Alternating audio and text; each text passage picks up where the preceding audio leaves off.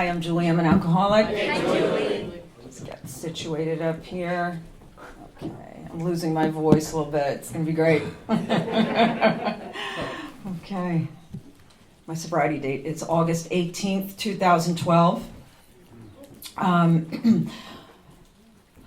I've been starting off with this lately when I speak, and it's still with me, so I'm going to continue, saying it until something else moves through me to start these talks. And I've heard other speakers say it or a version of it, but what becomes really clear to me more than ever on days that I speak, because I have a lot of fear the fear hasn't left me, and I speak quite a bit, and I go through a whole process to continue to get up here. There's a lot of fear that I walk through, and what I come starkly into contact with every time I speak is I return to the truth. And the truth is that I need desperately to live in God's world. I need to live in reality.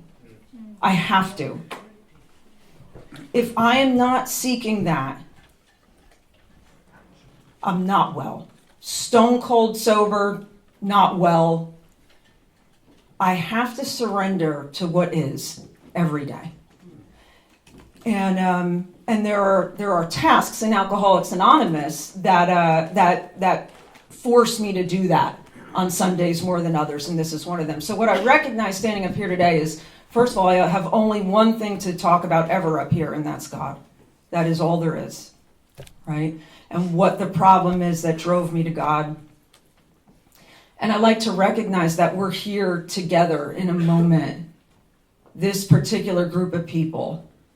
And I don't know that all of us, just us, will ever be together again in a room. Just us experiencing this. This is a moment in time. We will never experience another one like it. This is exactly how God designed it. Right? Me up here with my sore throat. The vessel is frail today, guys. It's frail. And we were driving here, and I'm in my head, and then I'm thinking, and it's like, these aren't the thoughts that are in the front of my head, they're in the back. Where it's like, I gotta speak. My sponsor, I gotta impress my sponsor. Like a bozo on the back, I gotta impress Nicoletta. And then it's funny, then the thought, this must be intuitive thought, the thought that comes to the front of my head is like, why don't you impress her by making that unfinished amends? Like, she'd probably be really impressed if you called her and said, I'm ready, right? So my head is like, no, I gotta do this, I gotta do that. I have a feeling the four of us, and I love these three dearly, and Julie, thank you so much for doing this. Julie was one of the first women I started sponsoring when I moved back here to New Jersey, and I was in rough shape, and she helped me a lot. I'm up here to talk about steps 2 and 3, so I have a lot to cover. I take that really, really seriously, but I want to qualify myself briefly before I do. And I'm just going to use a couple illustrations to describe kind of how I was, and I think you'll get the picture pretty quickly. So the first is that it took me 7 years after the first time I stepped into a meeting of Alcoholics Anonymous to actually get sober. And what the 7 years in between looked like was me loaded in meetings.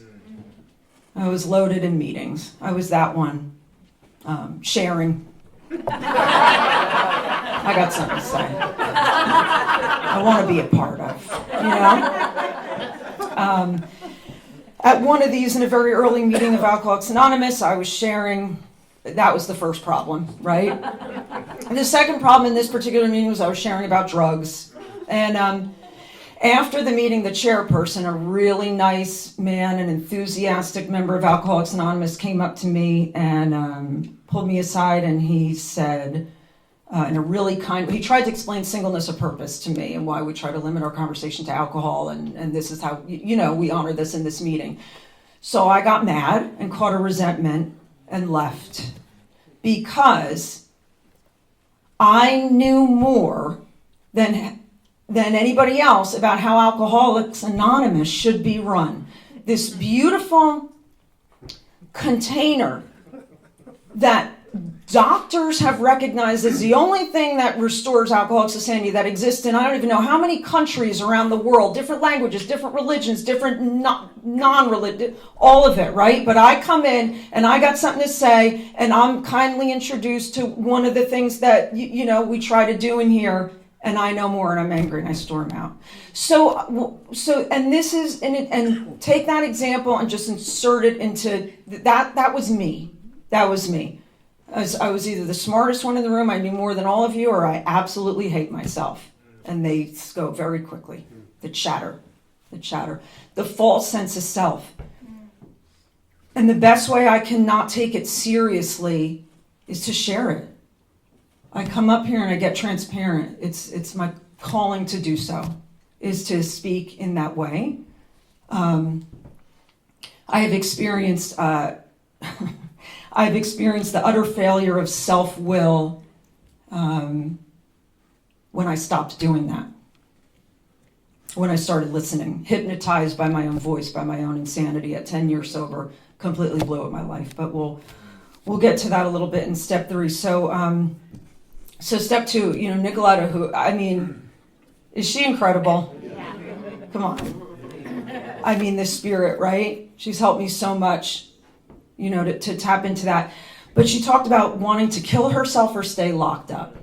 And isn't it interesting that in the big book, on page 25, and there is a solution, they talk about the blotting out the consciousness of our situation. I'm mixing up all the words.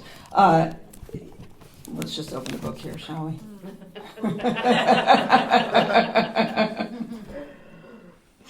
We were in a position where life was becoming impossible. And if we had passed into the region from which there is no return through human aid, we had but 2 alternatives. One was to go on to the bitter end, blotting out the consciousness of our intolerable situation as best we could, and the other to accept spiritual help. And we talk a lot in here about jails, institutions, and death, right? And isn't it interesting that that's the thing we wind up wanting more than anything? Institutions or death. And my experience was the same. I was suicidally depressed before I found substances, and that relieved the condition, the ism, for a while until it didn't. And then I had 2 problems, which was, I was suicidally depressed, and now I couldn't stop drinking. No matter what, I couldn't stop drinking in these rooms. I couldn't stop drinking when I lost everything. I couldn't stop drinking after being committed to psych hospitals and getting out and going through horrific detoxes and withdrawals and starting the cycle over and over again, over and over and over and over and over again. And this was my life. And I came in here agnostic. And the big book talks about, they tell us that, so we start in the chapter to the agnostics. They say about half the original fellowship was agnostic, right? So that half the original fellowship was Bill and Bob, right? Bill was the agnostic and Bob was the religious. And if I asked you guys, how many people in here came into Alcoholics Anonymous agnostic? So that's like, I don't know, roughly half the room. So we're just geeked out, big bookers. So we ask this a lot, Chad and I, when we speak, and I like to see, it seems to be the same. About half of us come in agnostic or atheist or something like that. And that was me. Like my sponsor, I pursued a degree in philosophy, and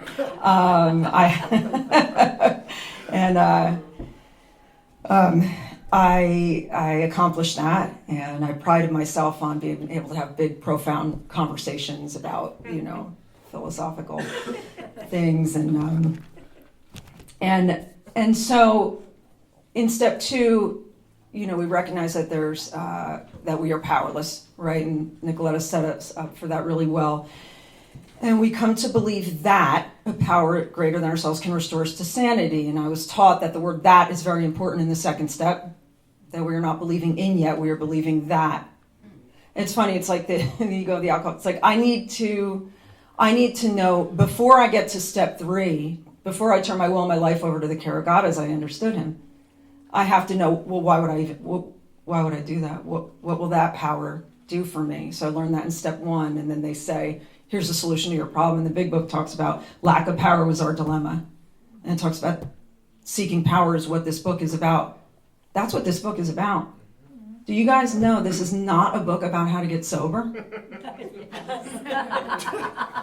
Because it's just the understanding that we can't get sober. We can't do it. I couldn't get myself sober, guys. My mind hypnotized me my entire life, and it continues to, in my own voice, with thoughts, ideas, and the most seductive thing it ever hypnotized me with was alcohol. Not the only thing. I have been battling the same thing throughout my sobriety, but the most seductive one was alcoholism. I had no power, and I always thought I was going to find it. There was always a way, there was always a plan, there was always a method, there was always this, I'll stay on this, and I'll do this for the anxiety, and if I treat that, and I make sure I don't do that, and I'll go here, and we bounce it. I mean, it was relentless, it was painful, So I get a book about how to seek power, and how to find that power. That's what this book is about. That's good news. And I want to talk about a couple, I want to kind of address what I see, I guess, as like a couple myths in step 2. And this is an opinion mixed in with how I read this book based on experience. My experience, I did this, and the experience of taking hundreds of women through the work. The book talks about you can find your own concept. You can have your own conception of God. This is great news. And they make it really clear all through the chapter to the agnostics, right? And they say at one point, therefore, when we speak to you of God, we mean your own conception of God. So now I'm set up that for the rest of this book, when I see the word God, they've told me, more or less, we're using this word to connect us. So we're talking about the same thing, but we're talking to you personally about your own concept. They really walk us through a process of undoing the prejudice that they know we have in the second step. And so they talk about, being able to have our own concept of God. My experience when I got to step 2 was that felt very important to me, And it's funny, it's like when we get to 2 and 3, they're considerations before the action steps. 2 and 3 are considerations, then we're going to go into action. And it can be easy in these steps to do the same things I've always done, which are worship my thoughts and feelings. So I'm going to think a whole lot about God. I'm going to come up with the concept. It's going to be right. It's going to be this, and these people are wrong, and I'm going to follow this one, and I'm going to, what if that doesn't feel right? That's not what step 2 is about. There's going to be an experience. There's going to be experience. That's why we know that alcoholics cannot find God in a church, right? You can go to church and worship and have faith and do these things in church, but the answer is not to be found in coming. That's more mind stuff. This is the problem. This is what I did my whole life. Worship my thoughts, my feelings. Now I'm going to sit and I'm going to come up with this concept, and it's not about that, right? And I did it, but I take people through the work, and I tend to get a lot of agnostics. So I walk through this, and it's like you want to obsess about your concept, but it's like, but you won't write your 4th step. You know what I mean? It's more self-will. It's how I start inserting my self-will in this work. And I would like to talk interchangeably about what it looks like to work steps 2 and 3 newly sober, and then also with a long period of sobriety like I have now, and I'm just going to move back and forth to do that. And it's funny. I had the experience I just described. I had a very similar one a couple of years ago. I did that stone cold sober, and what that looked like was that I guess this downfall started at about 8 years sober. What happened was I stopped working a program of self-examination. It's really very simple. That's what happened. I could give you a whole lot of other details. I can give you a whole lot of, I can give you my trauma history. I could give you the big thing that I really wanted in life that I didn't get, that I still don't have, and then I started to feel victimized around that. But I got hypnotized by that idea, just like I was hypnotized by alcohol, just like I've been hypnotized by relationships, just like I've been hypnotized by, it says in the book, the great reality is in the last analysis, it's found deep down within us, right? But we're sleepwalking, dreaming we're awake. So we're going through life, and it's out, we think it's out there somewhere, right? And it's not. It's never found there. So at 8 9 years sober, I simply stopped working a program of self-examination, right? And then COVID came, and it was great because I could just see ya, I'll go on Zoom now and then turn my camera off, and I was repelling sponsees, and people were just kind of falling away from me, and I was relieved, honestly, because it's hard to think about you when I'm so busy thinking about me, because I got to think real hard about how to solve this problem right now. I haven't picked up a drink in 10 years. This is not about alcohol. This is about I'm an adult and I need to fix my life up. And when we talk about step 3, if you want to see the areas where you're currently agnostic, just look at the areas where your life isn't thriving.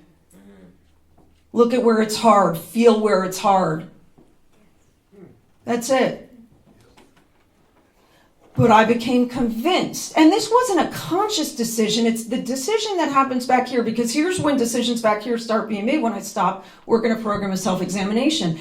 And just like when I came in, I thought I was a super complicated, I came in, the last time I got sober, I came in 45 pounds lighter than I am right now, with the skin on my face and my arms clawed off, holes in my arms. I couldn't walk. I was crawling upstairs. I couldn't walk upstairs. Hysterical all the time. This is how I came in, right? And I thought I was much more complicated than all of you. So at 10 years sober, I'm in that delusion again. I got a problem. I got to fix it. And when I stopped working a program of self-examination, the next thing you know, I'm running on self-will, and things aren't quite working out. But I think if I, can rest, satisfaction, and happiness, if I only manage well. So I'm going harder. I'm trying to fit this, but I'm trying to figure it out. And that's what happened. And so, a spoiler alert, it didn't work. It blew up like really bad. And I owed a bunch of amends, serious amends. I took prisoners along that I hurt people. Maybe I'll get a little more into the specifics of the story later, but it's not important. You just insert it. I think something's about one thing, but then it comes about untreated alcoholism. And that's my truth. I've demonstrated this truth. I didn't think that was the truth at 10 years sober, but it was. That's my truth. You have to be armed with the facts about yourself, right? So I drift away from this program of self-examination, but I'm still participating in spiritual activity. So I'm going to these meditation retreats, and I'm doing these crazy meditations, and I'm doing all spiritual stuff, but I'm not working a program of self-examination. I'm not doing 4 through 11, and then so subsequently I'm not doing 12, right? I'm kind of pretending I am, but I'm not really.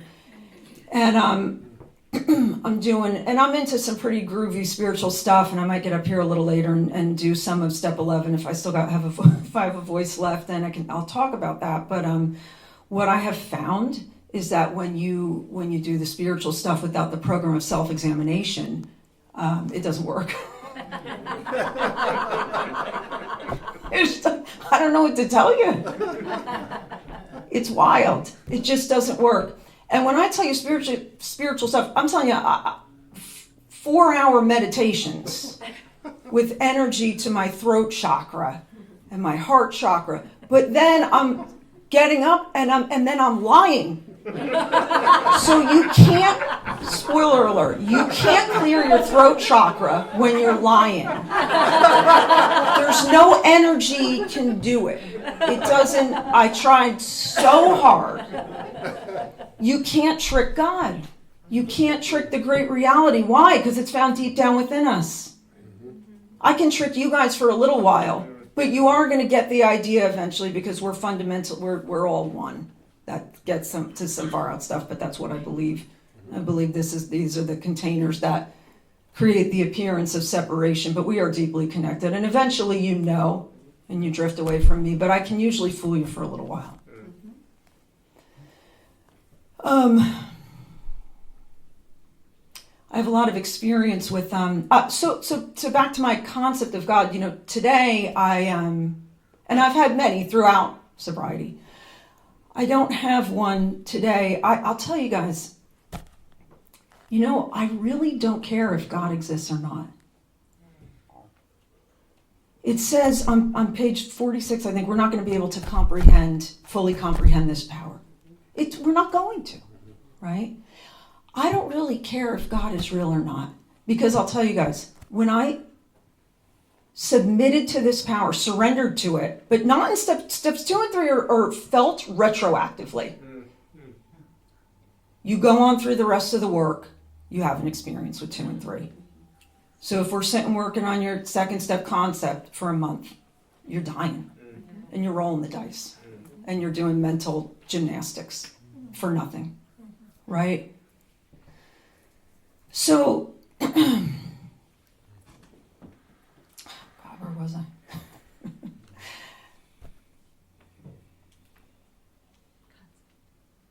Concept.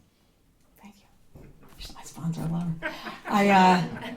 I have no current concept. I don't care if God is real or not, because that power has enabled me to help. I don't know how many people I've helped over the last 12 years. I was taught to be disciplined in Alcoholics Anonymous. I bring the vessel in whatever condition it's in. I show up. God works through me. That's not the kind of person I was. I was the kind of person, if I was depressed, I stayed in bed for 2 weeks. I worship my thoughts and my feelings. I show up today, and because of that, I have a relationship with my nieces and nephews. I'm one of their first relationships. And that was my big grief, right? Was that I'm not a mom. But I have 5 kids in my life under the age of 6. And we love each other so much. But I want to worship the self-pity that it didn't look the way it needed to look. I didn't grow and birth the human, so I'm not a real woman. See, these are the old ideas, the prejudices, the preconceived thoughts and opinions is what prejudice means. These are the things that hypnotize me, that when I worship them without a program of self-examination, it's not going to turn out well. And you're going to get hurt, I guarantee it. Because I'm going to have to start moving people out of the way to get the things I think I want. I give a couple examples of current agnosticism. One recent one was in November. My niece, she's 6. She had just turned 6 in November, so she's a new 6. She's young, and she's my best friend. And I saw her suffer. There was pain. And I saw the results of it, what happened, manifest. And I went really dark. And I kind of decided this idea that I've been toying with since I was 6 years old, which is that life is terrible. It's just bad.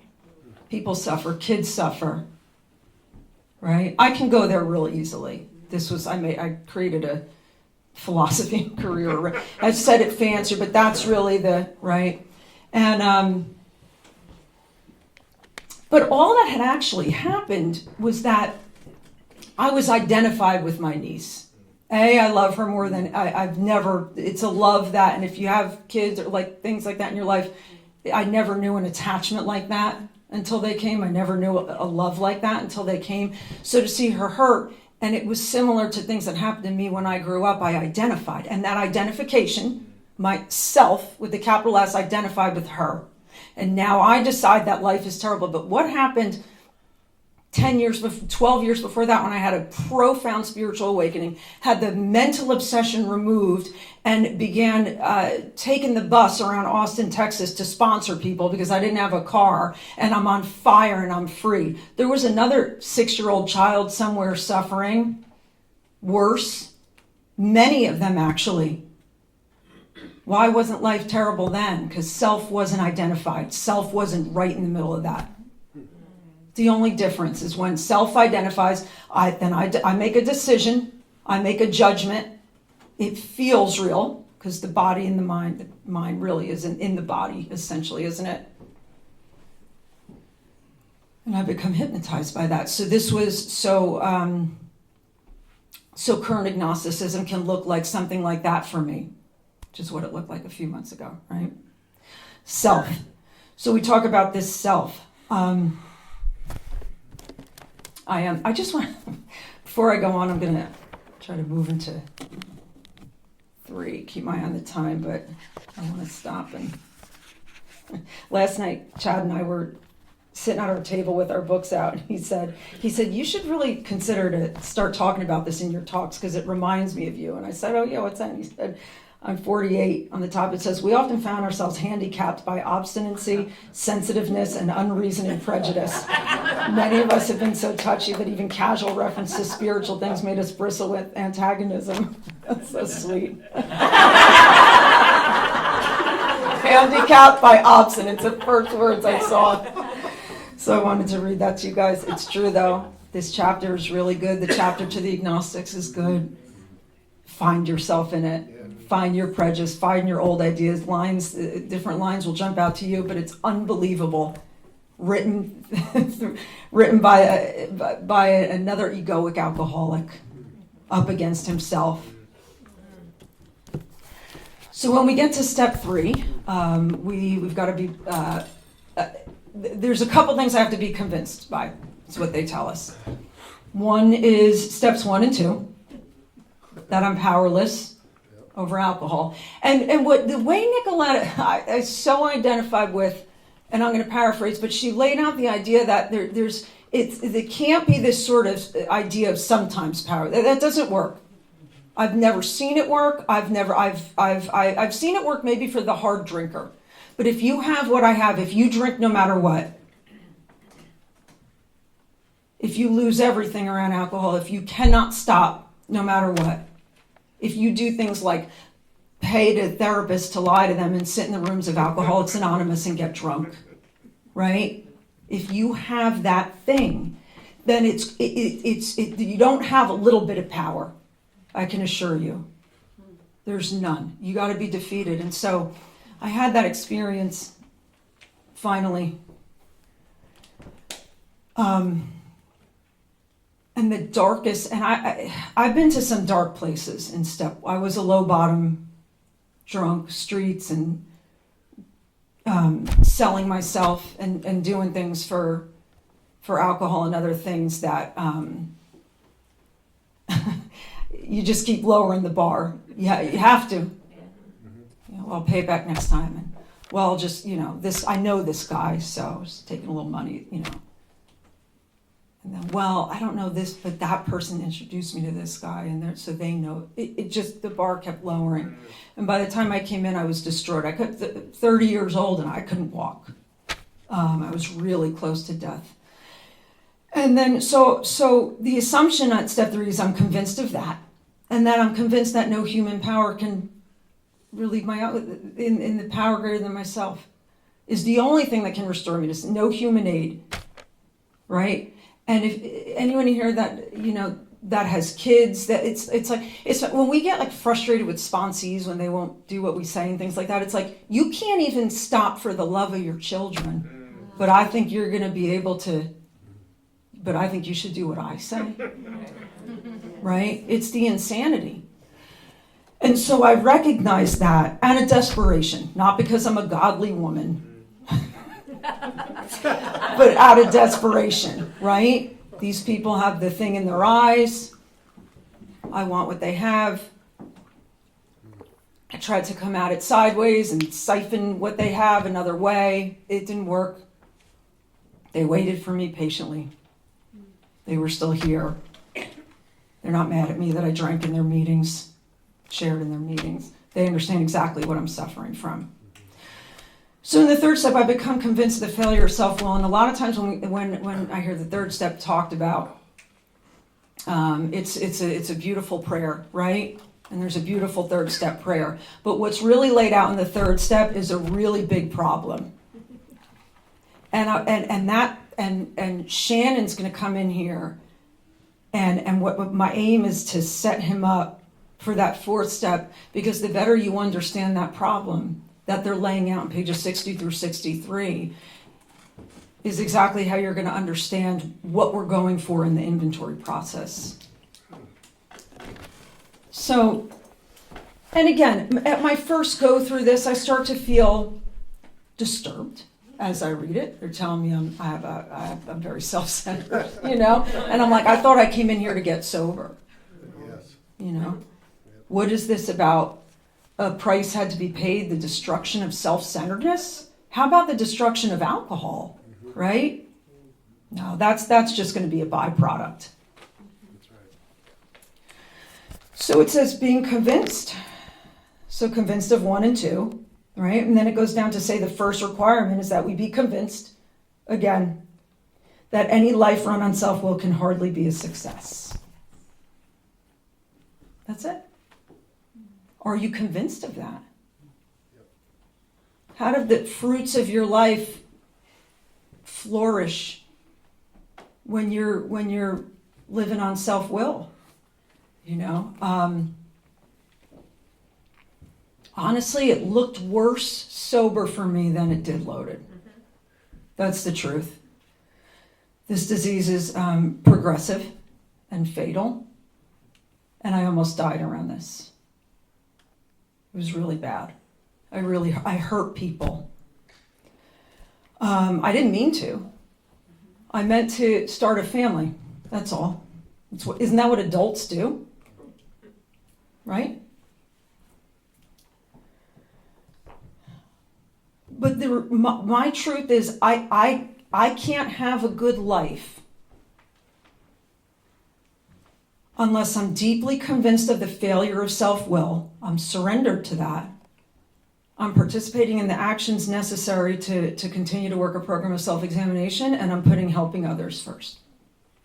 That's my formula for a good life. And you know what? I guarantee I'm going to learn that lesson again. You're hearing me up here 12 years sober. At 16 years, I'll probably have another horror story. I don't know. You know?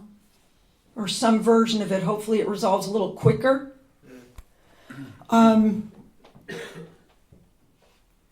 The big book talks about us being victims of the delusion that we can wrest satisfaction and happiness if we only manage well. I have never derived any satisfaction from successful management. I just haven't. It's all so simple.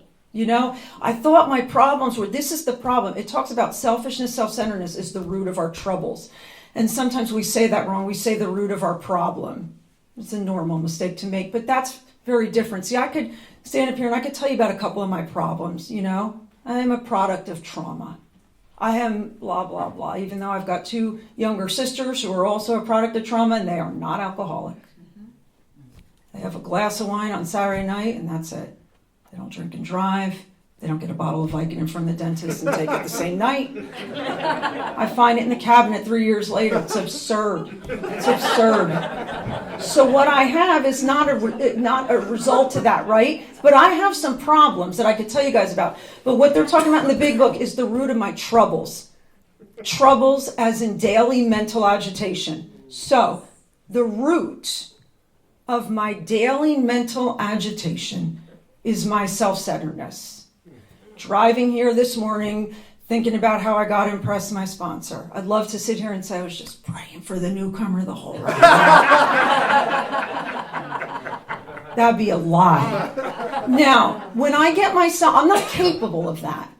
Now, when I get myself out of the way and bring the vessel and I connect, that is very real. I don't think I haven't experienced anything greater in this life than sitting knee to knee with another woman who can't actually benefit me by doing something for me, but just loving her and taking her through this work. That's the truth. I've never had, that feeling is foreign to me. This woman who's self-centered and neurotic to the core. But that's what happens when I show up. That's how we recover, by doing that. So I begin to see that I'm self-centered, and not just self-centered in the way I line up real fast and take the last cup of coffee even though I know you want some. I'll do things like that when I'm sleepwalking, trust me. But the self-centeredness is deeper than that. It's that I go through life on autopilot. I got a pair of headlights on, and they highlight my old ideas and where I fit into every equation. Just like I shared when I identified with my niece in November. And And it's destructive. It's destructive, right? Some days it's low level, some days it's high level, but it doesn't generate truth. It's all delusion. It's outrageous, right? That we can walk around here and it's like, we've seen people in the streets that are maybe suffering from like schizophrenia or something, where they're talking a lot out loud about delusional ideas, but that's us. Yeah. Isn't that your head? Yeah. And you can dress it up, right? And so it doesn't generate truth, but I go through life in this delusion, and I can only see things that I can only see the evidence of my belief systems and my old ideas and my prejudice and where I fit into everything. Right? And it says we are the producer of confusion rather than harmony. And for a long time I thought that meant confusion, that the others are, I produce confusion for other people, and I do. But what I read today is that I'm the one that's confused. I tried so hard to make this work, but it doesn't feel right.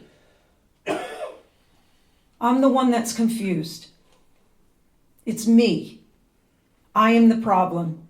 The bottles are a symbol.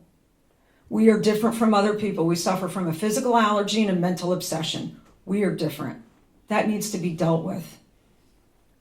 But that's the symbol. This thing is so corrosive.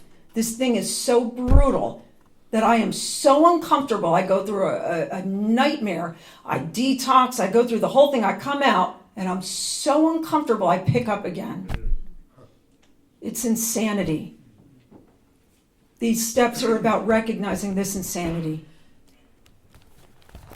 I should probably wrap up, right? Okay. So our troubles, we think, are basically of our own making. Of my perspective is a big problem. I think that's important to take with us into that fourth step. Right? Shannon's going to...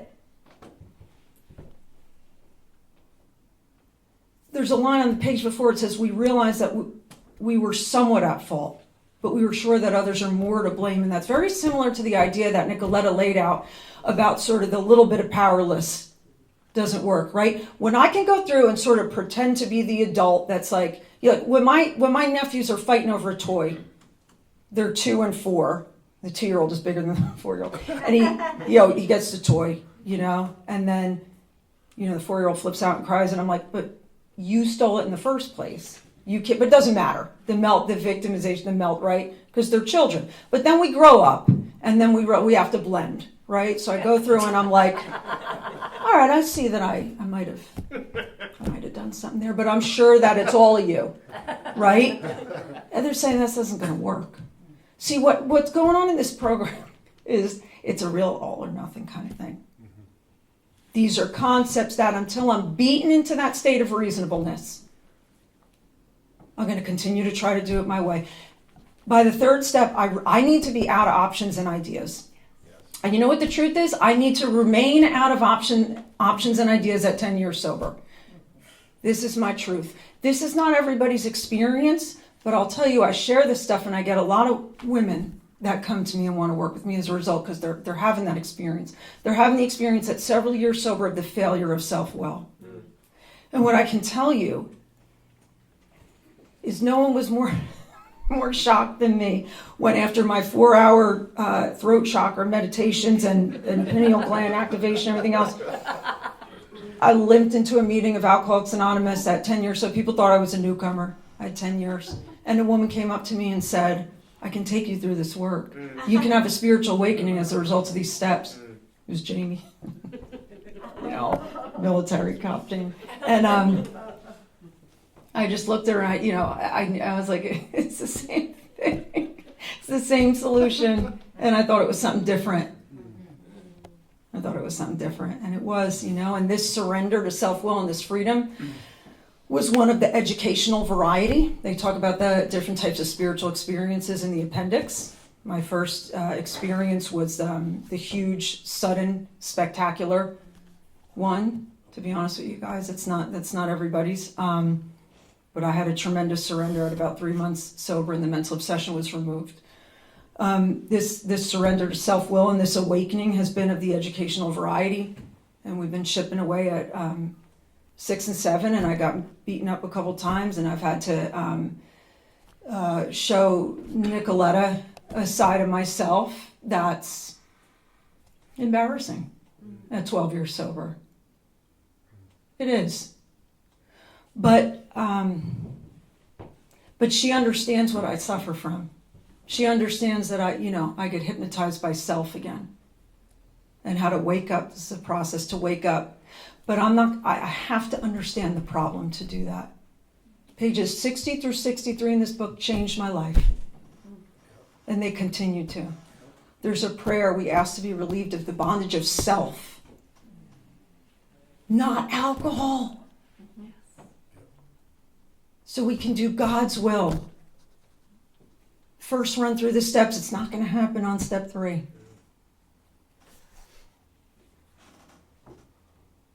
But we get set up to continue through this program of action. And that the experience of God is the one they're talking about. That's what they're talking about.